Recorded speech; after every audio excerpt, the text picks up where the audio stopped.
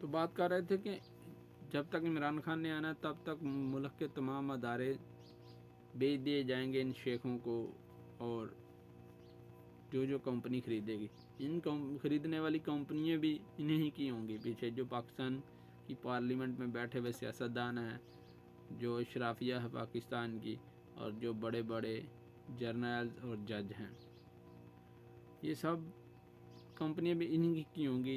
इनको ख़रीदने वाली इन लोगों के ही शेयर होंगे इसमें। इनको पता है कि इमरान खान बिकने वाला नहीं, झुकने वाला नहीं, वो आएगा ज़रूर, आवाम की ताकत से ही आएगा। लेकिन ये मुल्क को इस नेज पर पहुँचा देंगे। इमरान खान ज़ोर लगा लेगा एड़ी चोटी का, लेकिन मुल्क को सीधा नहीं कर सकेगा। फिर हार के इमरान खान भी हाथ खड़े कर देगा। समझ रहे हैं? इनका प्लान सिर्फ ये है।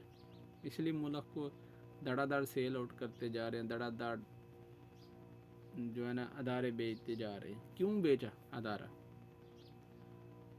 कायदे-आज़म से लेकर 75 साल से ये अदारा बना हुआ था, 75 साल से ये पाकिस्तान चल रहा था। क्यों जब नवाज शरीफ की हुकूमत आती है तो अदारे सेल आउट किए जाते हैं? स्टील मिल सेल कर दी, क्यों अदारों का कबाड़ा किया जाता है? क्योंकि यही वो करैक्टर हैं जिनको लाया गया हुआ है, लॉन्च किया गया हुआ है कि पाकिस्तान को डिस्टेबलाइज करना है, पाकिस्तान में अफरा तफरी मचानी है, पाकिस्तान में हाइब्रिड वार जो मसलत की हुई है उसके मिशन के तौर पर इनको लाया गया है। क्योंकि उनको पता है कि इमरान खान, बैरूनी ताकतों को पता है कि इमरान खान आ गया तो उसको रोक नहीं सकेंगे।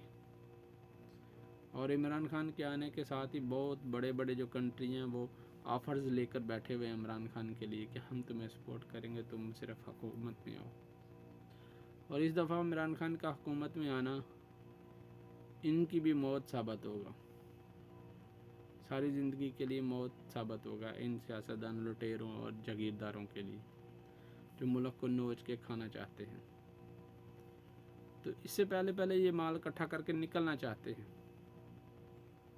दूसरे मुल्कों में, लेकिन इनको ये पता नहीं इस दफ़ा ये लोग भाग नहीं सकेंगे, दुनिया के किसी कोने में नहीं जा सकेंगे। So thanks for watching, thanks for supporting. अल्लाह हाफिज़।